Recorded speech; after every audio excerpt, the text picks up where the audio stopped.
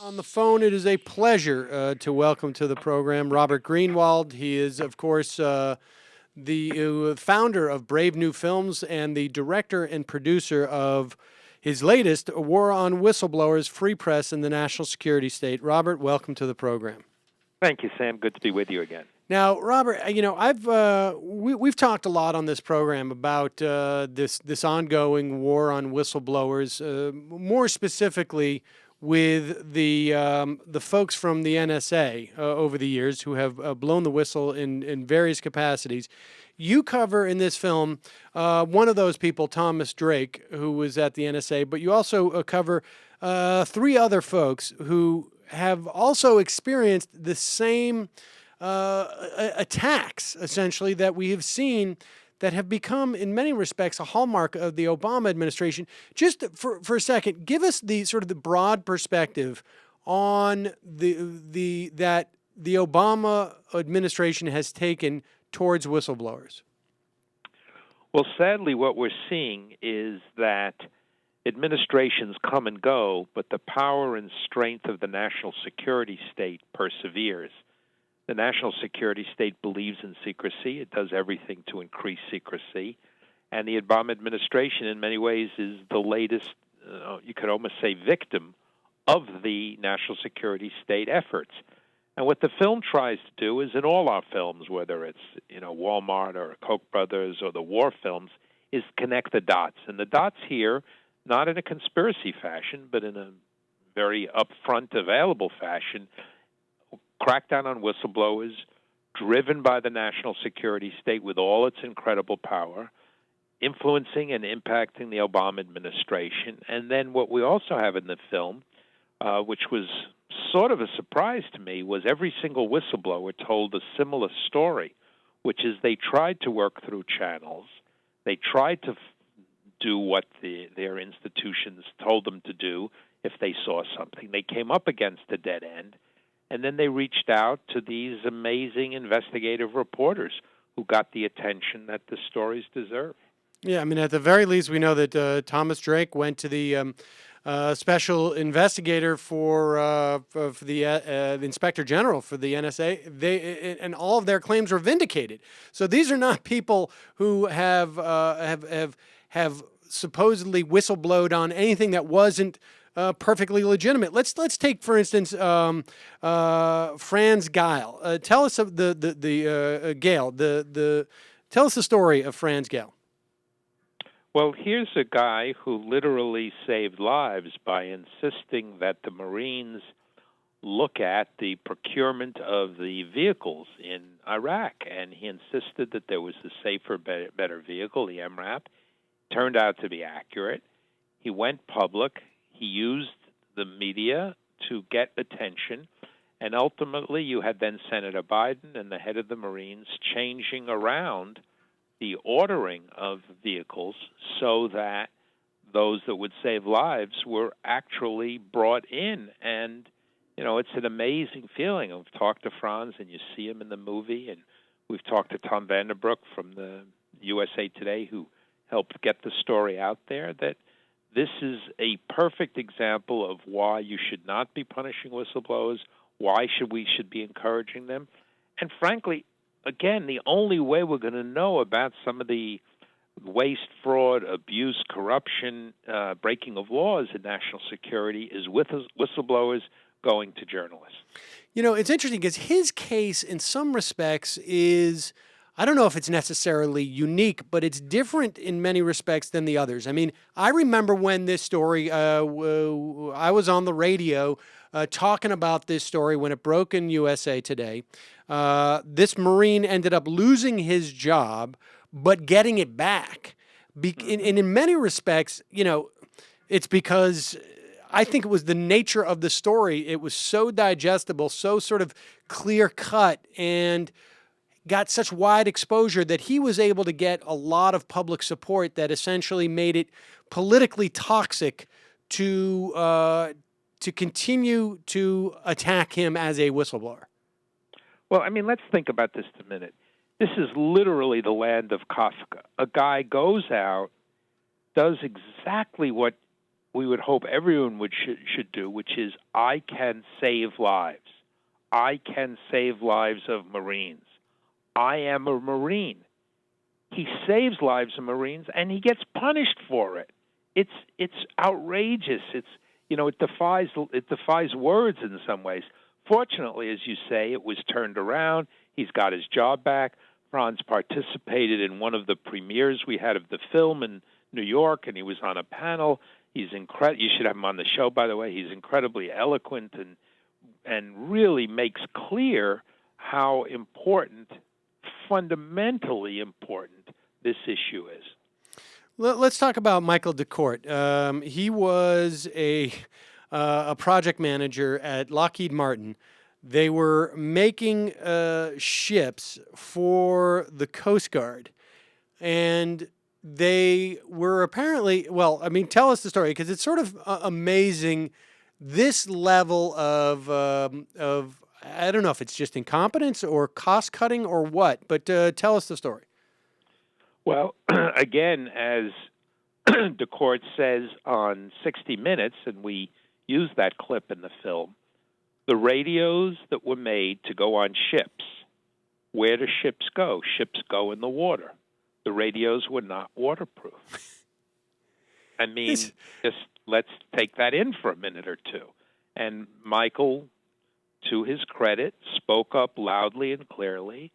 And again, you're speaking up against an ideology. I think it's important to understand the larger context. You're speaking up against an ideology around security equals secrecy, which is, of course, wrong.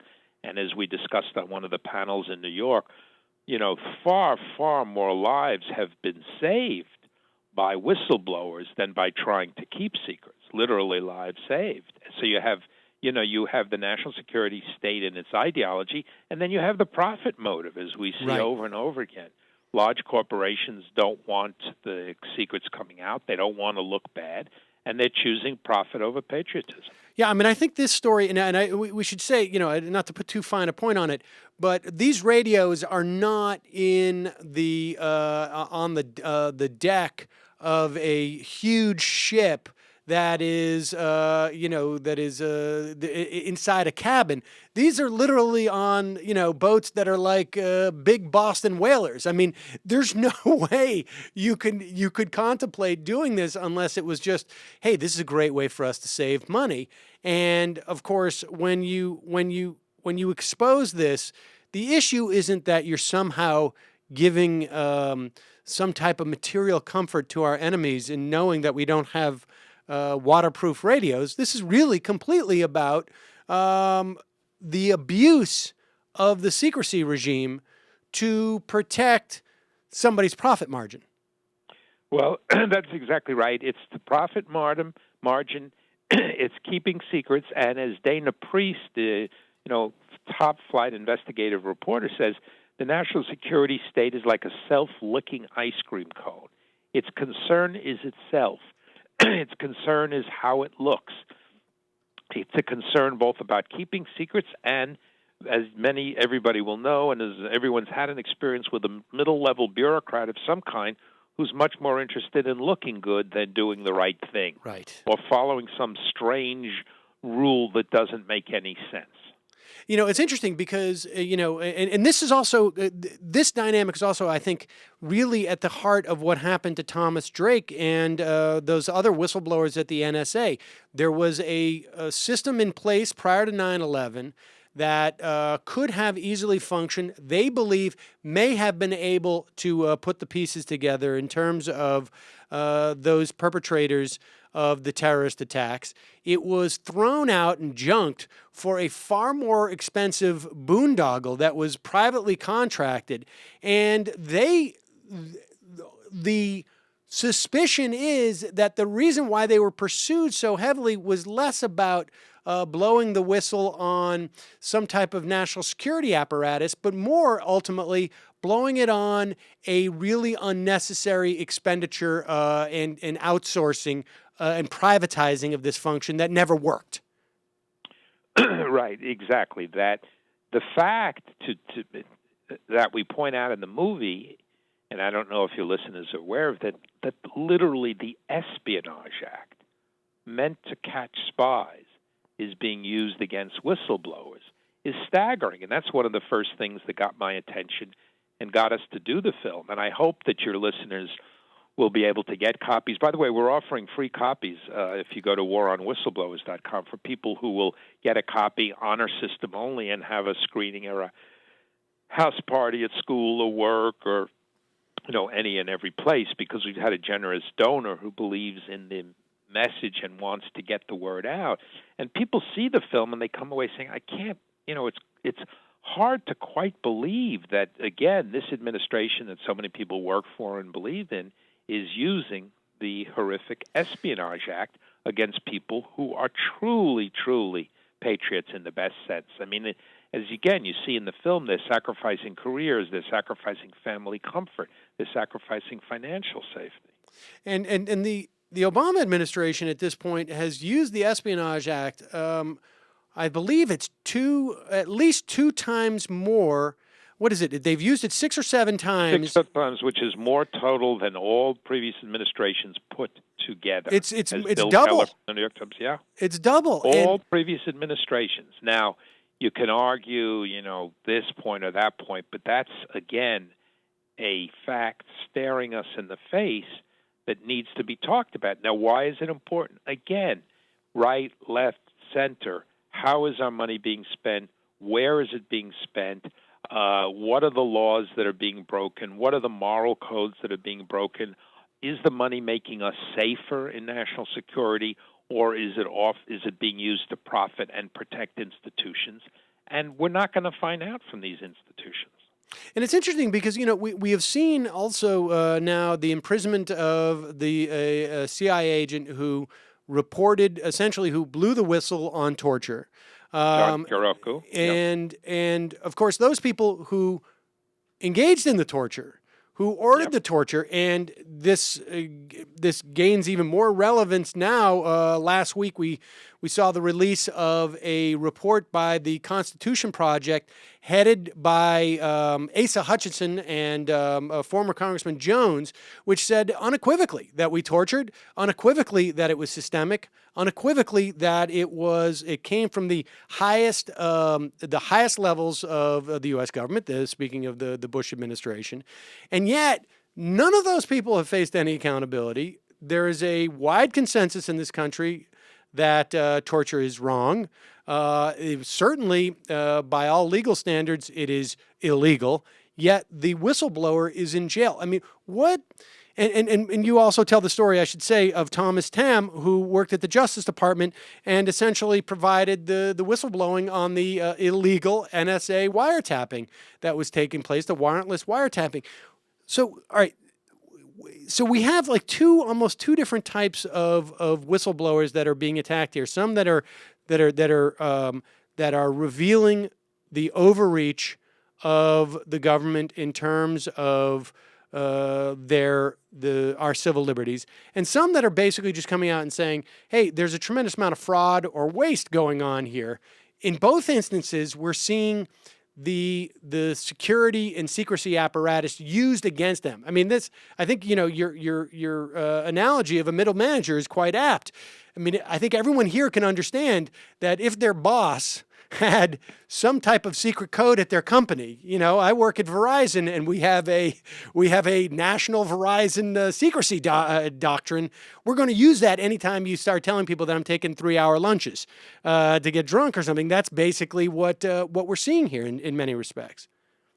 Yes, that's exactly right. And so, I mean, what do you think?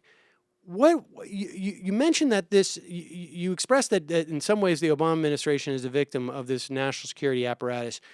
Is it growing? I mean, what's happening that the Obama administration and Obama, who came into office at least expressing a problem with these issues of warrantless wiretapping and secrecy and wanted more transparency, what is happening to that apparatus that it actually seems to be gaining exponentially more power? Well, it's a couple of interlocking things.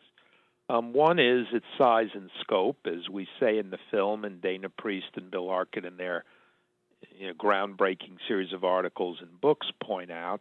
The national security state monitors routinely 1.6 billion, billion emails every day. National Security State has buildings size of 3 Pentagons put together, and on and on and on. So that's, a mere indicator of its size. You would think, well, the president comes in and he can do whatever he wants. Well, part of our job, as we've seen from our friends in the immigrant and the LGBT community, is to push the president. This is an issue that he needs pushing on. Dana Priest, Jane Mayer talk in the film about the president getting too close to the CIA, taking his job on as being in alignment with the CIA, rather than understanding and realizing that these secrets are not going to make us safer. He does take his job seriously. We may disagree with him a lot about being commander, making our country safer, but keeping these secrets in no shape or form of any kind makes us safer. It has the opposite effect. And that's why in the film, we have people across the political spectrum calling this issue out.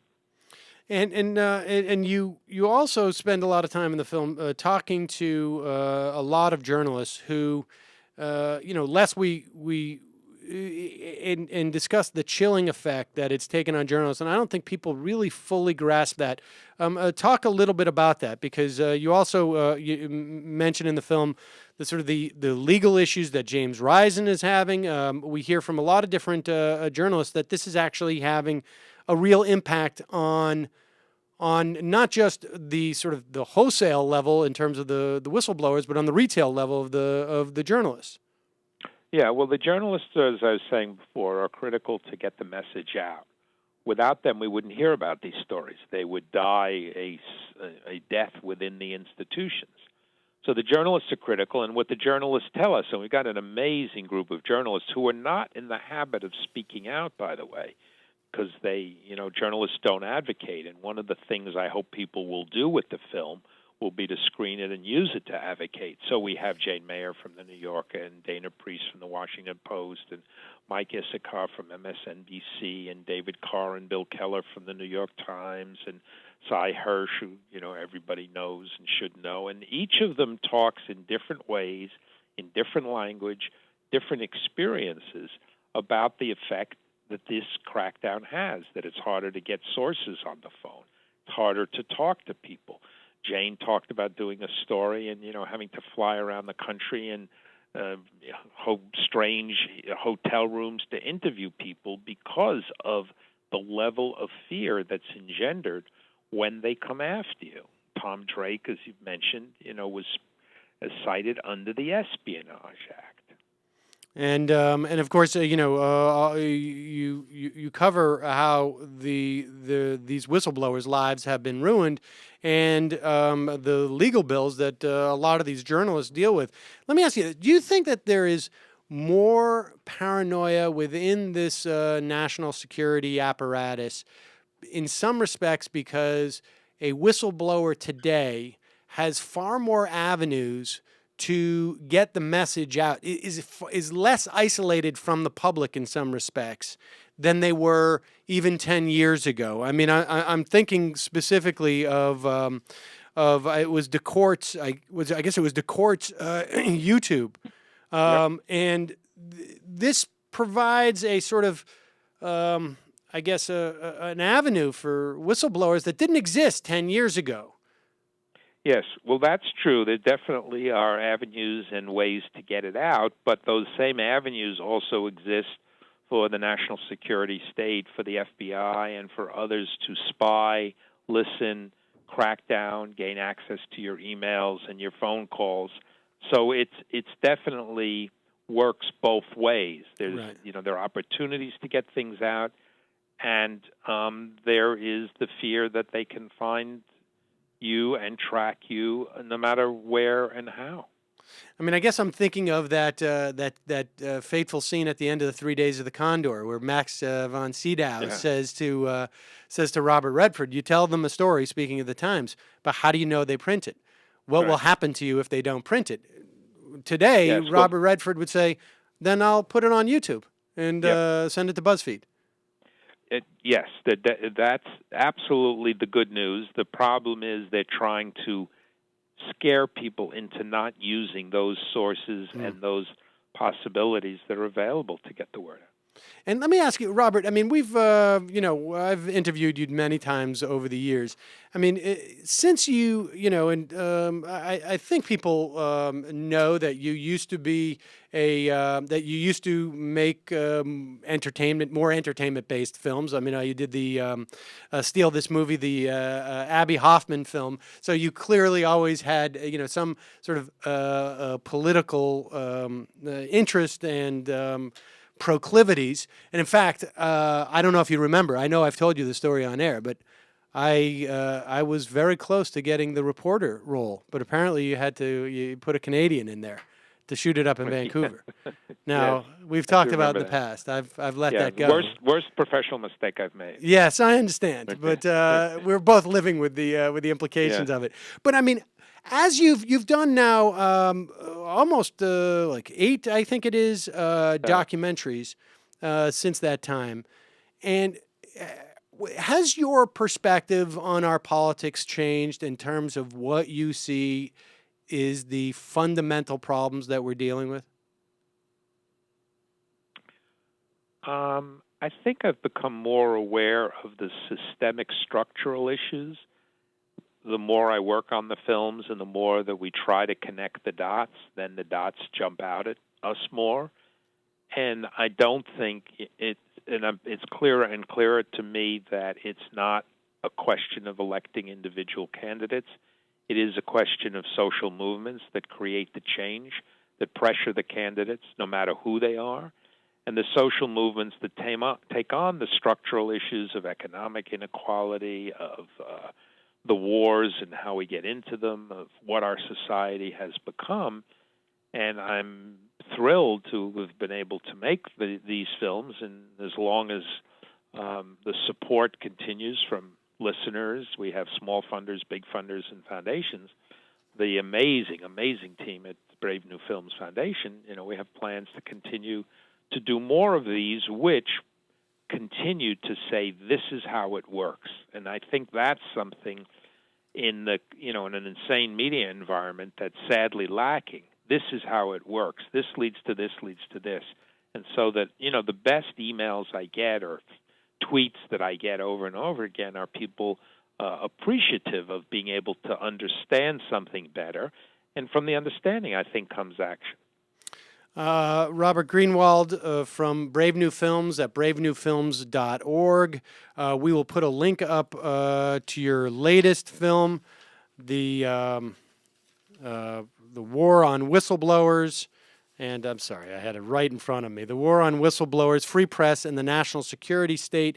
And again, folks, we're going to put a link up, and Brave New Films is offering you the DVD for free if, on your honor, you will basically hold a screening so that more people can see the film. It's a very important film. It's and I appreciate your taking the time to talk to us about it today, Robert. Thank you, Sam. It's great to be back on the air with you.